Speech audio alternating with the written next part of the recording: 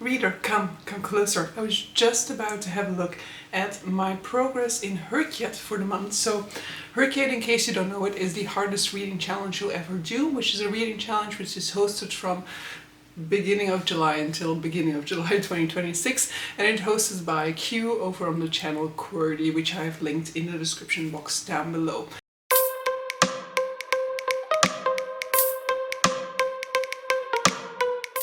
Now this is a reading challenge consisting of many different challenges that you have to fulfill with books that you read throughout the year. You can combine, so you can have a book fill up 2 prompts, but that is the maximum that you can do. And so every single month I kind of have a look at what the books that I've read in that month can potentially fulfill in terms of the prompts for this challenge.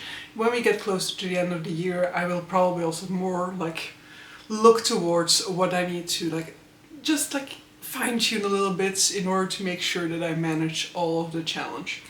Now the month of October in principle is a month in which it's my best reading month of the year.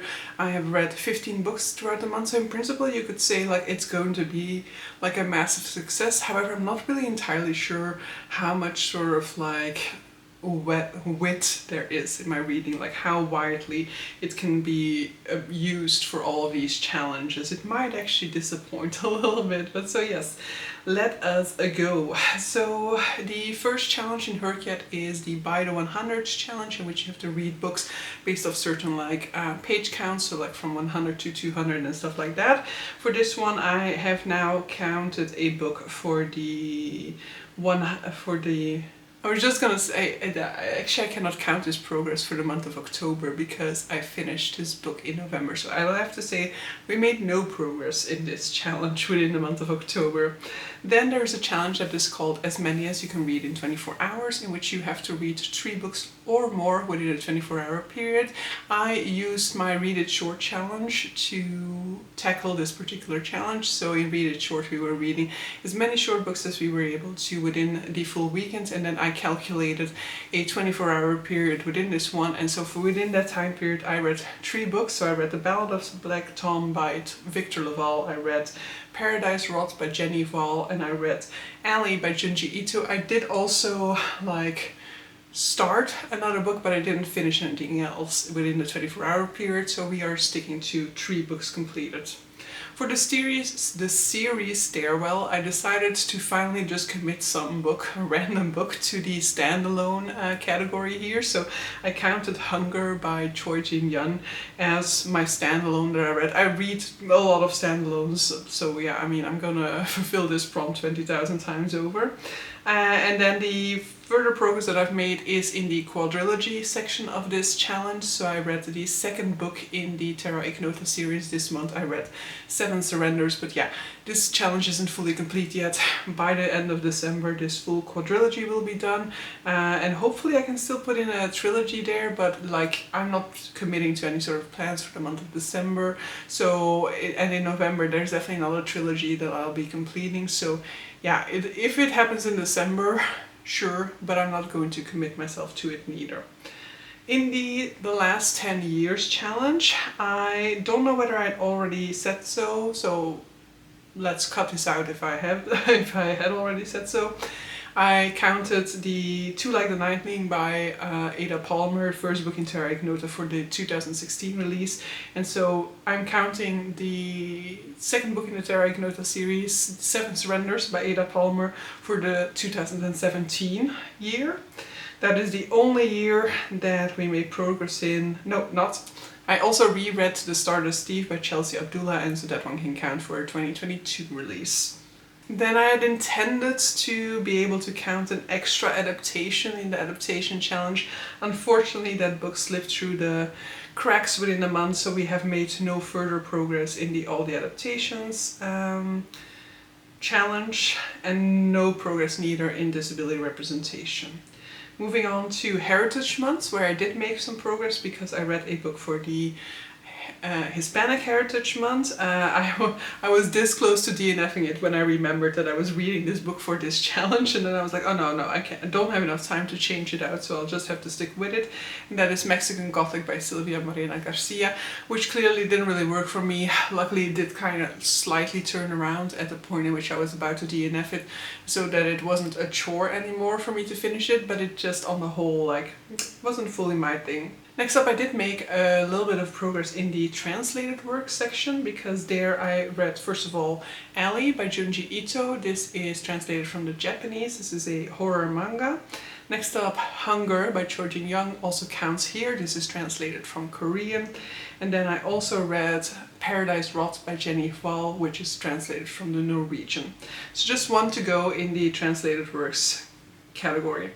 I had originally counted Mexican Gothic for the Around the World challenge until I realized that this is not South America, this is a Mexican author, so this does not count. So I have removed it now, and so yeah, we'll have to look for something else for South America later on. Still have like 3 continents to go if we're counting Antarctica within that challenge. Then for the Even Bigger Rainbow, I did make some progress as well this month. So I added the black color, so for Audition by Katie Kitamura, and then I also added the white color for The Lights of Prague by Nicole Jarvis. In the Spooky Creatures challenge, I feel like we're very close there, right? We just have a few to go, a few that are like, I'll probably have to kind of like really search those out, because they're not really things that I'll like automatically gravitate towards, like Shapeshifters or Fae. Like, unless that, actually the book that I'm currently reading in has Fae in it, so that's ideal. So actually it's just the Shapeshifters that's good, that I'll just like probably have to really look out for. But so I have added the spirits this month, so I've read This Wretched Valley by Jenny Kiefer, which has some sort of a spirit element to it. And then I've also completed the other creatures category, so a creature that does not fall in any of the categories that are like specifically stated. I will not spoil what the creatures are, but so yes, there is a book that I've read, which is Ghost Station by S.A. Barnes, I believe the name of the author is, and that counts for this particular creature. Then no further progress to the Avatar challenge. I was kind of debating using the Stardust Thief here, because but I don't really think it isn't really fire that you see on there, it's like smoke, so it implies fire, but it isn't really fire on there, so I don't think I can count it. Then I definitely also need to make work of like the animal challenge, because I've only got 1 in there, and actually the bigger queer alphabet is also a little bit of a more difficult one. But I did make progress there because I read a book with a bi protagonist. I read Play Nice by Rachel Harrison, so that had a bi protagonist. I will say that it's like the bi-ness is like not like the main point in the book, but definitely I think that casual representation is also very important, so sure. Only progress there, and there are definitely some that I will have to like specifically look into, because I don't really know. For some of these I also don't really know how I would recognize it within a book, like gender fluid, but yeah, I think I'll have to look specifically for some of these. And then in BIPOC author, we've definitely also made quite some progress within this month. So we had already logged how many? 5. So now I've logged P. Jelly Clark for Ring Shout, Victor Laval for The Ballad of Black Tom, Chelsea Abdullah for The Stardust Thief, and that means we are now at 8 out of 10 BIPOC authors registered. For the new releases, I did read a September release by reading Play Nice by Rachel Harrison. I do need to make work of an October release, because we are around the midway point of November when I'm filming this, and I have yet to settle on the October book. I think I now know which book I'm gonna read for the October release, but there wasn't really one that I had on my radar. But there is one that I've also heard some good things about, and now that I've looked into the blurb for it, I do think that that is going to be my October book, which will be like The Everlasting by Alex E. something.